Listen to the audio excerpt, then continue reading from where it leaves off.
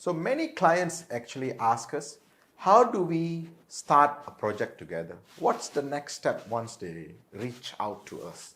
So the first step, the very first step before we could even send you a proposal or a quotation is to tell us clearly what is your idea.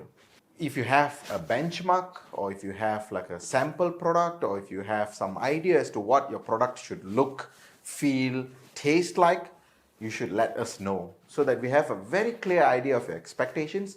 And then our team will first discuss the feasibility of this project, right?